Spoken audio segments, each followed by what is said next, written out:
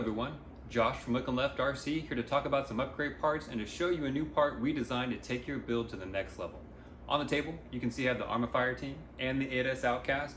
I just picked up the Outcast on Marketplace and it needs a few more parts replaced before it's bash ready. So today, I'm here to show you what we've done in the Arrma FireTeam.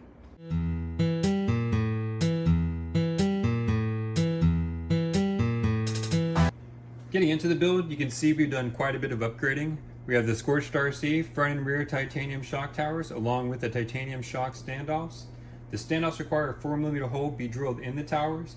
I used the included drill bit to drill the towers, and I was only able to drill one hole per shock before the drill bit was too dull to effectively drill any more holes. If you message David from Scorched RC when placing your order, he can pre-drill these holes for you.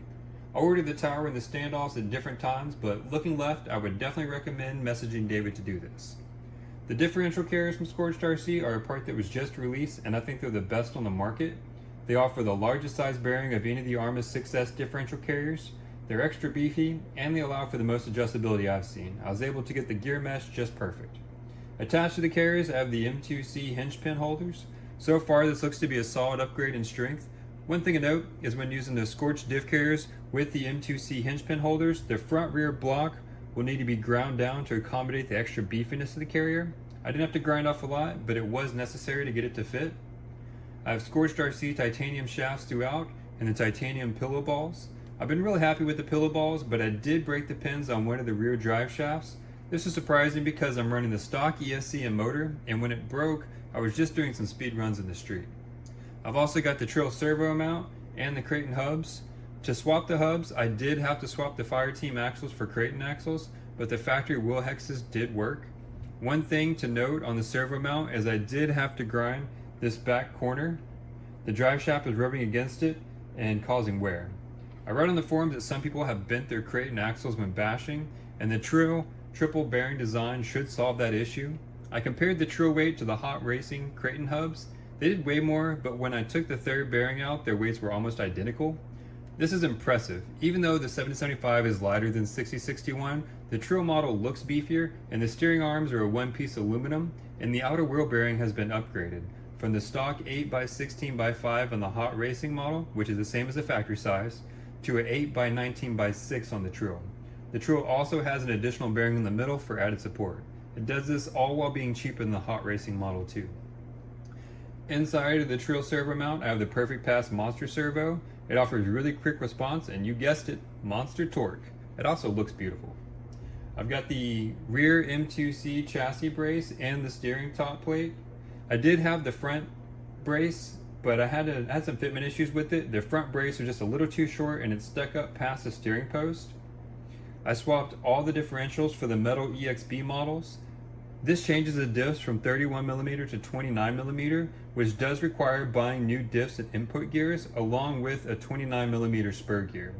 The FireTeam, like most other RTR models, comes with straight cut gears, and the 29mm EXB models uses helical gears.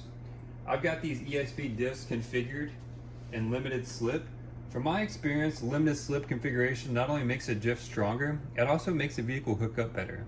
Just be sure to reduce your diff fluid weight down some if you're making this change.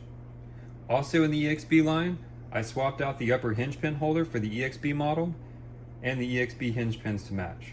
On the EXB hinge pin holder, the keeper screw holds it in place instead of relying on the hinge pin threads themselves. One part I was really surprised by was the Basher Queen center brace. It looks very well made, but on my second bashing session, the rear cup broke loose from the brace. Reading through the part description, the cups are epoxied in place, so I could just re-epoxy it, but Basher Queen offers a 1-year warranty on their parts, and I will take them up on that offer. You can also see I have the Mojave side guards, which are proving great at keeping the inside clean. On my last bashing session, I actually had the Limitless body mounted on top. The Limitless body being narrow combined with these side guards did a great job at keeping the inside clean. I was impressed with the toughness on the Limitless body. I had some landings that weren't graceful, and at one point I rolled it going pretty fast and it skid on the street on the top of the body. It skid further than I thought it would, but fortunately it only left light scuff marks on the roof. This also has a Mojave front bumper, which brings me to the part I'm excited to show you. We designed a 3D printed part that allows you to seamlessly mount the Infraction body post mounts using the body post mount set. On my initial design, it didn't go all the way to the edge on the body post mount, as you can see here. It was also only 2 millimeters thick. On the new design, it takes full advantage of the mount width and is now 4 millimeters thick. Not only is the part more robust, but I've designed it where it sits flush against the body post mounts, which gives it extra strength to reduce flexing.